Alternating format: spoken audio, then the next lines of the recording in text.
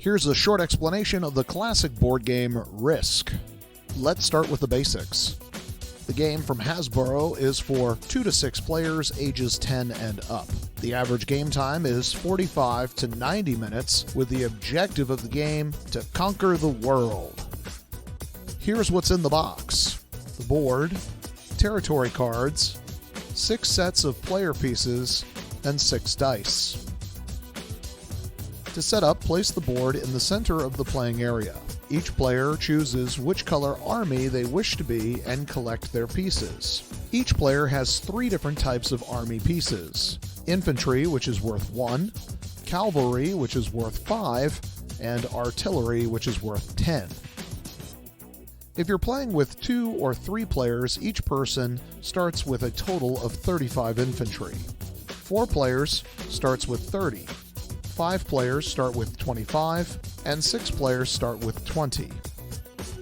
Each player rolls the dice to see who goes first. The player with the highest number will go first, followed clockwise around the board. The first player can now select one of the territories they wish to occupy by placing 1 infantry on the territory. The next player does the same, and so on until all of the territories have 1 infantry on them.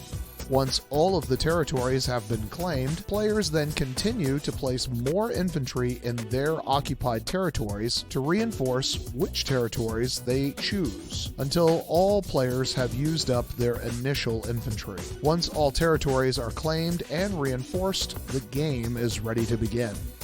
A player's turn consists of 3 parts: reinforce, attack, and fortify. Let's look at these 3 steps in more detail. Reinforce.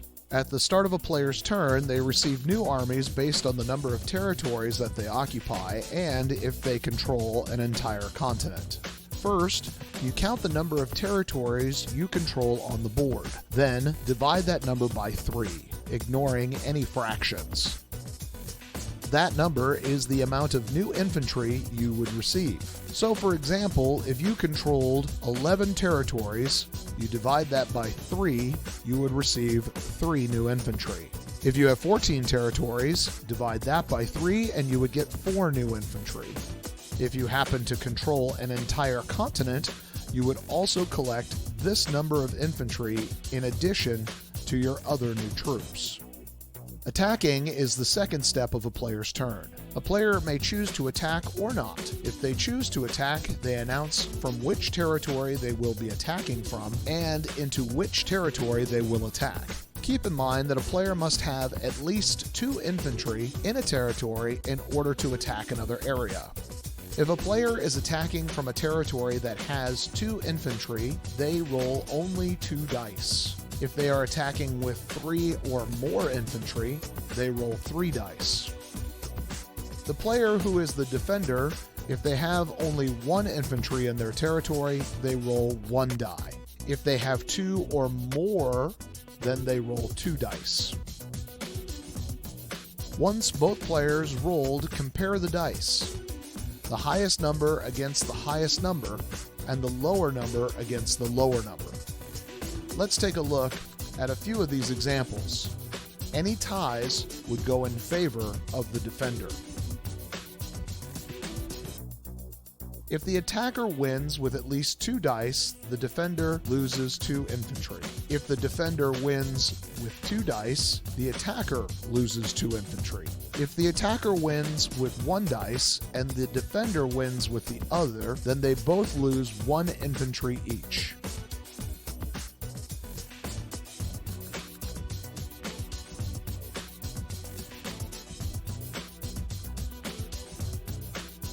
If the attacker vanquishes the defender, that battle is over, and the attacker can now move at least 1 of his troops into the new territory. They must leave behind at least 1 infantry in order to occupy the territory.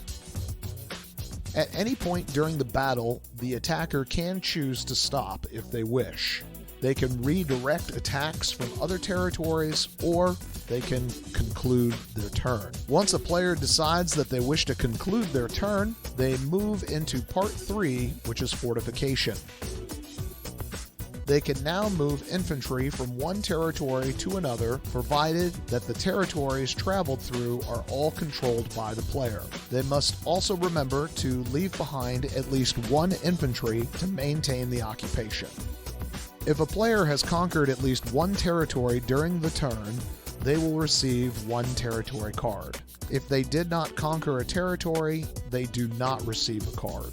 We will talk more about these cards in just a moment. Once a player has fortified and collected a new territory card, their turn is over and the next player follows the same pattern of reinforce, attack, and fortify. Territory cards are another way to earn more troops at the start of a turn. Each card has a symbol on it: infantry, cavalry, and artillery. If you have 3 matching cards, or one of each of the 3, you can turn these in at the start of your turn for additional troops. The first time this is done, the player receives 4 troops. The second time, 6 troops. The third time, 8 troops. The fourth time, 10 troops. The fifth time, 12 troops. The sixth time, 15 troops. And every time after that, it goes up by 5 more troops. If at the start of your turn you have 5 or 6 territory cards, you must turn in 3 cards and collect your additional troops.